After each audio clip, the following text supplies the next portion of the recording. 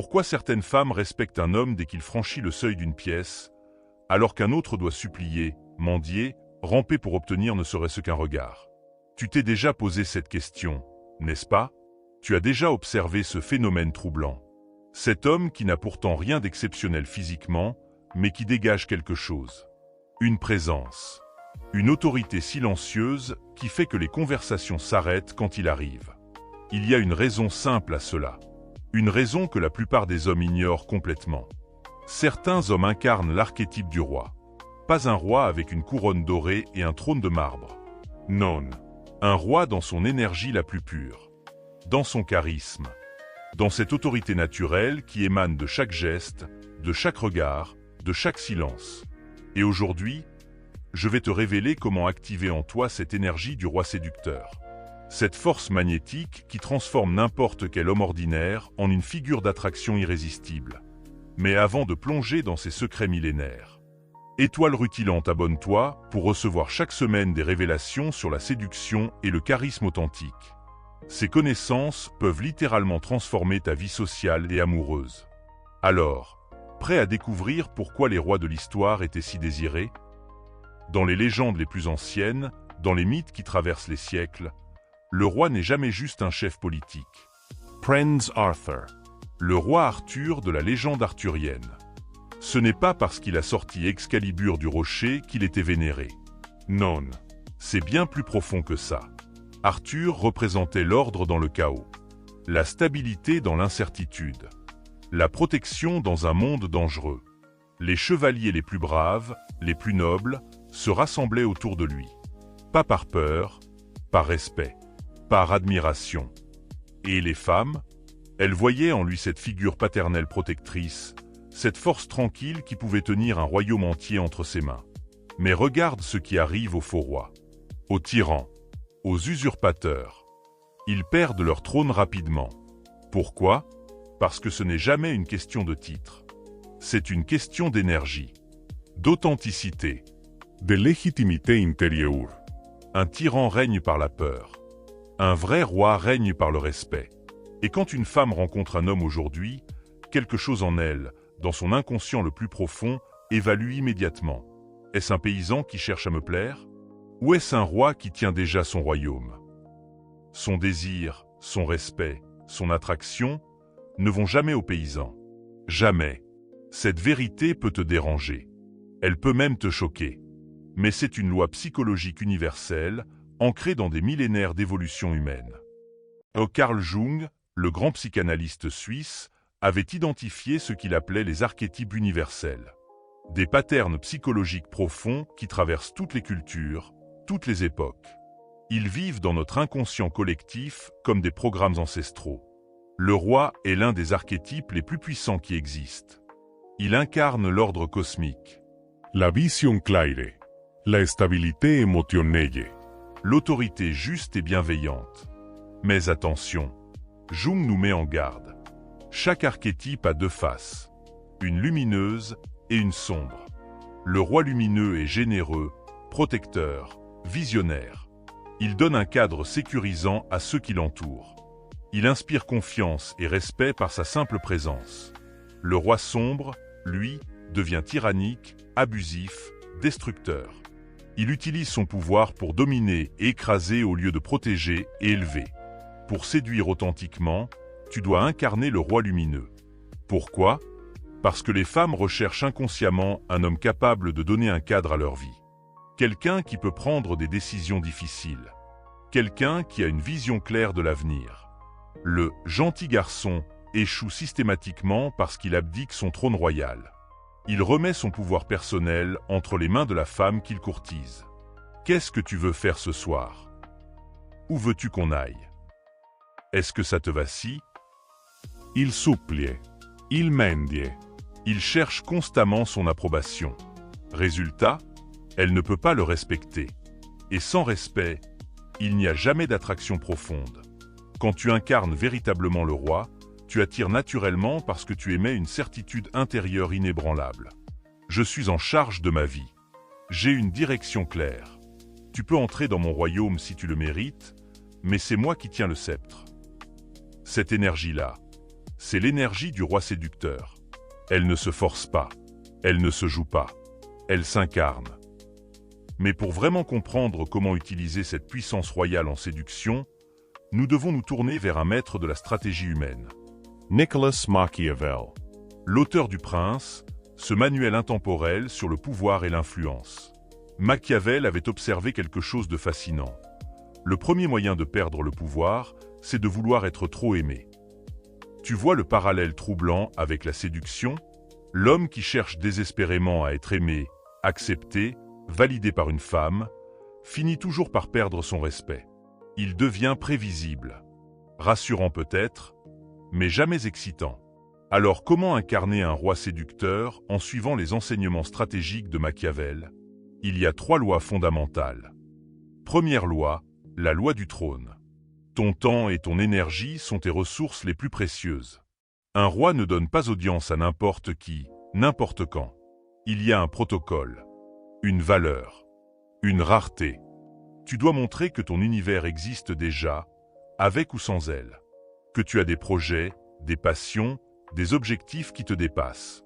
Que ta vie a du sens et de la direction indépendamment de sa présence. Quand elle entre dans ton monde, c'est une invitation royale, pas une supplication désespérée. Cette nuance change tout. Deuxième loi, la loi de l'autorité. Le roi décide. Il ne demande pas la permission pour tout et n'importe quoi. Exemple concret, au lieu de dire « Tu veux aller au restaurant ce soir ?» tu dis « Je connais un endroit parfait avec une ambiance incroyable. Je t'y emmène à 20h. » Tu sens la différence? Dans le premier cas, tu lui remets le pouvoir de décision. Dans le second, tu assumes la direction tout en l'incluant dans ton plan. Les femmes adorent un homme qui peut prendre des décisions et assumer la responsabilité des conséquences. Pas un dictateur, mais un leader naturel qui a confiance en son jugement. Troisième loi, la loi de la légitimité. Le vrai pouvoir royal ne se proclame pas. Il se vit. Un roi n'a pas besoin de crier son statut à tout le monde. Sa posture, son regard, sa constance, son calme intérieur parlent pour lui. C'est ton cadre mental, ta présence, ta stabilité émotionnelle qui révèlent ton pouvoir véritable. Dans un rendez-vous galant, ça se traduit comment? Tu gardes ton calme même quand elle te teste. Et elle va te tester. C'est dans sa nature. Tu poses des décisions claires sans t'excuser constamment. Tu ne cherches pas à l'impressionner avec des performances ou des preuves de valeur artificielle. Tu montres simplement que tu es déjà complet. Entier. Accompli. Et c'est exactement cette stabilité intérieure qui crée l'attraction magnétique. Parce qu'une femme peut s'amuser avec un rebelle pendant quelques soirées, mais au fond de son cœur, elle rêve de s'asseoir à côté d'un roi. D'ailleurs, partage ton expérience dans les commentaires. As-tu déjà remarqué cette différence dans ta propre vie? Ces moments où tu as agi en roi versus ceux où tu as abdiqué ton trône? Ton témoignage pourrait inspirer un autre homme qui traverse les mêmes défis. Mais attention, incarner le roi séducteur demande plus qu'une simple compréhension intellectuelle. Il faut une transformation intérieure profonde. Parce que si tu essaies juste de jouer le rôle du roi sans vraiment l'intégrer, les femmes vont sentir l'imposture. Leur intuition est redoutable pour détecter l'authenticité. Le vrai travail commence donc par une question fondamentale que tu dois te poser honnêtement. Dans quel domaine de ma vie est-ce que j'abdique actuellement mon trône? Peut-être que tu laisses tes amis toujours décider où vous allez sortir. Peut-être que tu acceptes des compromis au travail qui ne te respectent pas. Peut-être que tu évites de prendre position sur des sujets importants pour éviter les conflits. Chaque fois que tu évites de prendre tes responsabilités royales dans un domaine, tu affaiblis ton archétype du roi dans tous les autres domaines. C'est connecté. C'est global. Un homme qui ne peut pas tenir son trône au travail aura du mal à le tenir en séduction. Un homme qui se laisse marcher dessus par ses amis aura du mal à imposer son cadre avec les femmes. L'énergie du roi est holistique. Elle imprègne toute ta personnalité, ou elle n'existe pas vraiment. Laisse-moi te raconter l'histoire de Marc. Marc était ingénieur, intelligent, gentil, mais il n'arrivait jamais à garder l'intérêt des femmes après quelques rendez-vous. Il faisait tout bien, selon les standards sociaux. Il était poli, attentionné, généreux. Mais il y avait un problème. Il cherchait constamment leur validation. Est-ce que le restaurant te plaît? Tu es sûr que ça va? Je peux changer si tu préfères autre chose. Un jour, Marc a compris quelque chose de révolutionnaire. Il vivait en permanence comme un courtisan qui cherche à plaire au roi, au lieu d'être le roi lui-même. Il a commencé à transformer son approche progressivement. Au lieu de demander où elle voulait aller, il proposait directement « J'ai découvert un petit bistrot incroyable. Tu vas adorer l'ambiance. » Au lieu de s'excuser pour ses goûts musicaux, il partageait sa passion avec confiance. « Cette musique me transporte complètement. Écoute ça. » Au lieu de chercher son approbation constante, il exprimait ses opinions avec assurance. Je pense que cette approche est plus cohérente parce que... Le résultat, les femmes ont commencé à le voir différemment. Elles sentaient enfin cette stabilité, cette direction, cette présence royale qu'elles cherchaient inconsciemment. Marc n'est pas devenu arrogant ou dominateur. Il est simplement devenu authentiquement lui-même, sans s'excuser. Et ça, c'est la vraie magie de l'archétype du roi. Maintenant, soyons concrets. Comment peux-tu commencer à intégrer cette énergie royale dès aujourd'hui? Voici 3 exercices pratiques que tu peux appliquer immédiatement. Exercice 1, le test du trône quotidien. Chaque soir, avant de te coucher, pose-toi cette question. Aujourd'hui, dans combien de situations ai-je agi en roi? Et dans combien de situations ai-je abdiqué mon trône? Sois honnête avec toi-même. Sans jugement. Juste de l'observation pure. Au restaurant, as-tu choisi ta commande avec assurance ou as-tu hésité en regardant les autres? Dans cette conversation, as-tu exprimé ton opinion claire ou as-tu dit ce que tu pensais qu'ils voulaient entendre? Face à ce défi, as-tu pris une décision ferme ou as-tu reporté en espérant que quelqu'un d'autre décide? Exercice 2, la règle des 3 décisions royales. Chaque jour, identifie 3 moments où tu peux prendre une décision claire et l'assumer pleinement. Ça peut être aussi simple que choisir le restaurant pour le déjeuner avec tes collègues. Proposer une activité précise à tes amis pour le week-end. Prendre position sur un sujet qui te tient à cœur. L'objectif n'est pas de devenir tyrannique, mais de réactiver ce muscle de la décision et de leadership naturel. Exercice 3. Le regard royal. Travaille ta présence physique. Un roi ne regarde pas ses pieds en marchant. Il ne se cache pas derrière son téléphone dans les transports. Pratique le contact visuel direct et confiant. Quand tu parles à quelqu'un, regarde-le vraiment. Quand tu marches dans la rue, tiens-toi droit avec cette dignité naturelle. Ton corps doit refléter l'énergie de ton archétype intérieur. Mais il y a quelque chose d'encore plus profond que je dois te révéler. L'archétype du roi ne fonctionne vraiment que s'il est au service de quelque chose de plus grand que ton ego personnel. Les vrais rois de l'histoire n'étaient pas admirés parce qu'ils pensaient juste à eux-mêmes, mais parce qu'ils portaient une vision qui dépassait leur personne. Arthur protégeait son royaume. Churchill défendait la liberté. Kennedy inspirait une nation vers les étoiles. En séduction, c'est pareil. Si tu incarnes le roi juste pour avoir des femmes, ton énergie sera égocentrique et superficielle. Les femmes intelligentes le sentiront immédiatement. Mais si tu incarnes le roi parce que tu as une mission de vie authentique, des valeurs profondes, un désir sincère d'apporter quelque chose de positif au monde, alors ton charisme devient magnétique et irrésistible. Tu n'es plus dans le besoin, tu es dans l'offrande.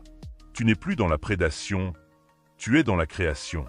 Et cette différence énergétique change absolument tout dans tes interactions avec les femmes. Elles sentent qu'elles peuvent s'élever à tes côtés au lieu d'être juste consommées par ton ego. Active la cloche de notification maintenant pour ne pas manquer les prochains enseignements sur les archétypes masculins et la séduction profonde. Car ce que nous explorons ici va bien au-delà des techniques superficielles. Il y a une dernière vérité que je dois partager avec toi avant de conclure. L'archétype du roi n'est pas une performance que tu peux allumer, éteindre selon les circonstances. C'est une façon d'être. Une relation à toi-même et au monde. Soit tu l'incarnes authentiquement dans tous les aspects de ta vie, soit tu ne l'incarnes pas vraiment. Une femme va tester cette cohérence, parfois inconsciemment. Elle va observer comment tu te comportes avec le serveur au restaurant. Comment tu réagis quand quelqu'un te dépasse dans la file d'attente. Comment tu gères une situation imprévue. Ton énergie royale doit être stable, constante, indépendante des circonstances extérieures. C'est ça, la vraie puissance de l'archétype du roi. Cette capacité à rester centré, digne et authentique même quand tout s'effondre autour de toi.